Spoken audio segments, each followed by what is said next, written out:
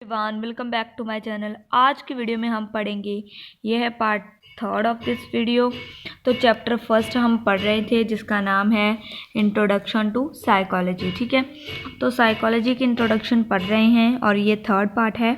तो आज जो हमारा है यहाँ पर topic history and origin of science of psychology. जो हमारी साइकोलॉजी है वो एक साइंस का सब्जेक्ट है। क्या क्या उसकी हिस्ट्री रही है, कैसे उसका ओरिजिन हुआ था, वो सभी पढ़ेंगे। ठीक है, इसमें मैं ये फर्स्ट पैराग्राफ बनाऊंगी। अगर आपको ये डिस्क्रिप्शन ये पूरा टेबल पढ़ना है तो मैं डिस्क्रिप्शन में लिंक डालूंगी। मैंने पहले ही एक वीडियो बना के रखी हुई है ये टेबल के ऊपर, आप वो देख सकते हैं। और नेक्स्ट आज हम यहाँ से स्टार्ट करेंगे स्कूल ऑफ साइकोलॉजी से। ओके, तो ये सभी मैं टेबल नहीं बढ़ा रही आज की वीडियो में। ठीक है, तो मैं आपको यहाँ पर एक इम्पॉर्टेंट जो है वही बताऊँगी।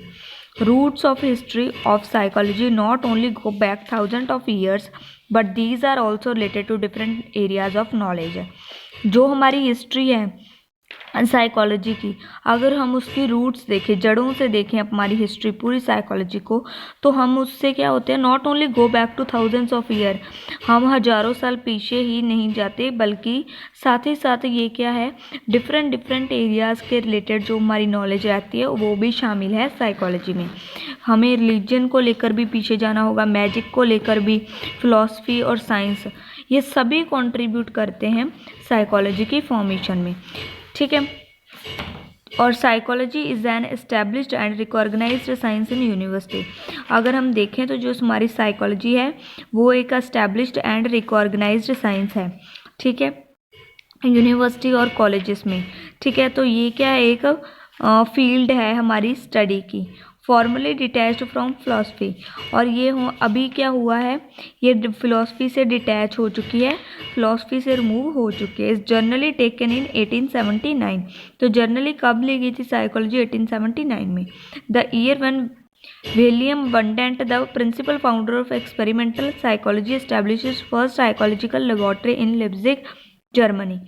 तो जो हमारी साइकोलॉजी है, तो जो हमारे विलियम वंडेंट थे वो एक साइकोलॉजिस्ट से थे। ठीक है, दो क्या थे, फाउंडर थे एक्सपेरिमेंटल साइकोलॉजी के। आगे जाके हम पढ़ेंगे एक्सपेरिमेंटल टाइप्स ऑफ साइकोलॉजी में एक्सपेरिमेंटल साइकोलॉजी, उसके फाउंडर हमारे कौन है, विलियम वंडेंट। ठीक है, उन्होंने एस्टैब्लिश की थी फर्स्ट साइकोलॉजिकल लेबोरेटरी बनाई थी जर्मनी में, कहाँ पर, लिप्जिग में। ठीक है, Wundt was the first major human behaviour accurately. Wundt थे जो एक पहले इंसान थे, पहले साइकोलॉजिस्ट थे जिन्होंने क्या किया था, मेज़र किया था ह्यूमन बिहेवियर को एक्यूरेटली। ठीक है, इज़ नोन एज, और हम उन्हें क्या बोलते हैं, father of psychology.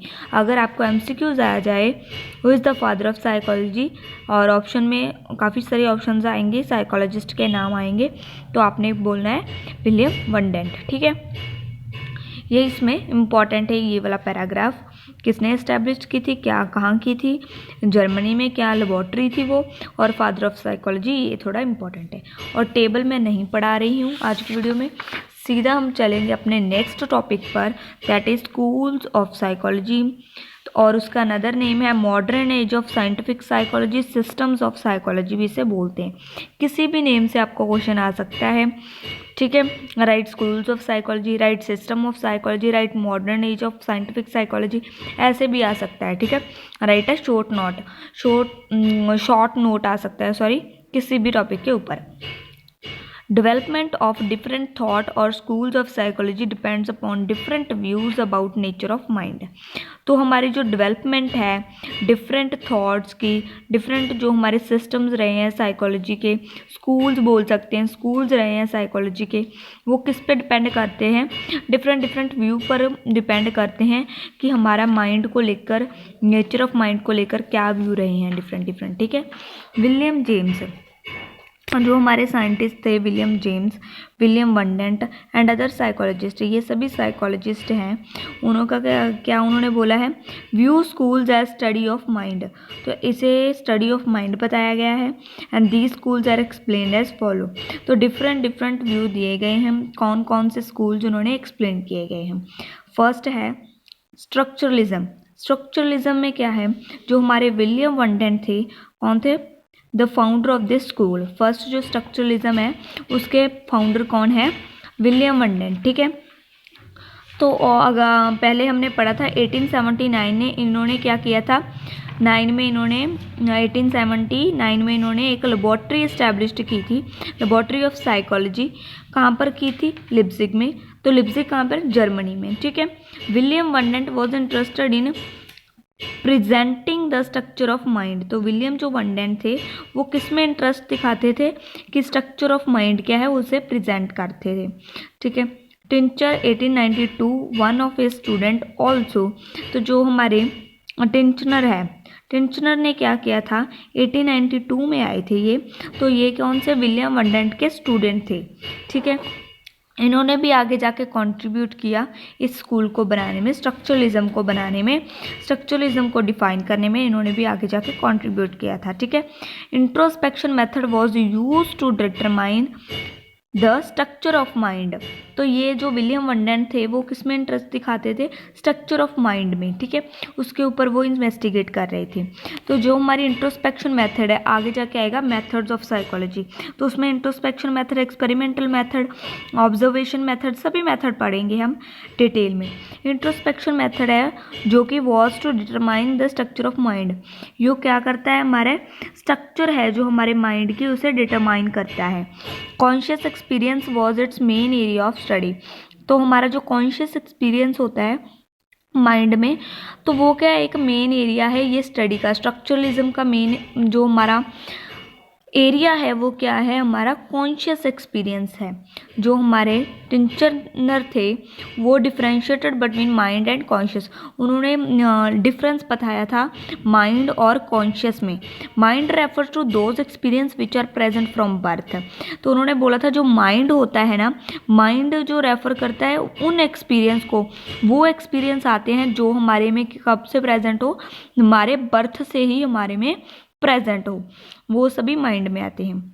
But conscious refer to present moment experience. Conscious में क्या होता है? जो हम अभी इस एज में जो सीख रहे हैं, लर्न कर रहे हैं, जो एक्सपीरियंस ले रहे हैं प्रेजेंट मोमेंट में, वो कॉन्शियस में आते हैं, जो कॉन्शियसली लिए जा रहे हैं। Conscious consist of 3 element. Conscious जो हमारा होता है उसमें 3 एलिमेंट्स पाए जाते हैं, सेंसेशन, फीलिंग्स और अफेक्शन एंड इमेज। सेंसेशन पाई जाती है, फीलिंग और अफेक्शन कुछ भी बोल दो, एंड इमेजेस पाई जाती हैं। ठीक है, ये किसने बोला था? टिंचर ने बोला था। ठीक है, but Wundt didn't expect the image as element of conscious. But जो उनके स्टूडेंट के जो टीचर थे वंडेंट, उन्होंने नहीं एक्सेप्ट की, ये बात नहीं मानी कि image is not element of conscious, कि इमेज है जो वो कॉन्शियस एलिमेंट में नहीं आती। Titchener considered perception as an important part of sensation. तो हमारी जो सेंसेशन होती है, तो जो हमारे उसके स्टूडेंट थे टिचनर, तो उन्होंने क्या बोला था कि perception as important part of sensation.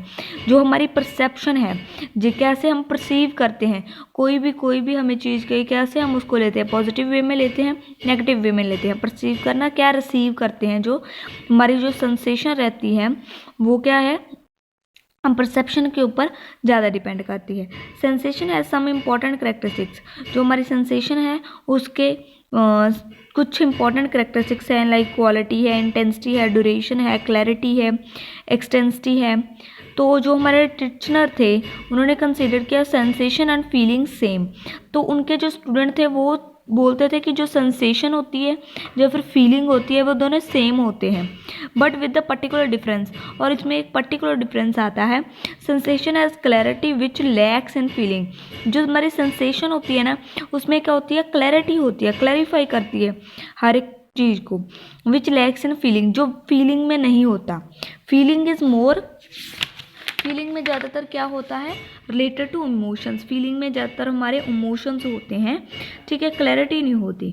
ठीक है, as water was analysed into elements like hydrogen and oxygen. उन्होंने एक एग्जांपल दी गई है यहाँ पर कि water was analysed into element like hydrogen and oxygen, कि जो हमारा वाटर है उसे हम कहाँ कैसे देखते हैं, एलिमेंट्स में देखते हैं। तो कैसे देखते हैं, हाइड्रोजन होता है और ऑक्सीजन होता है।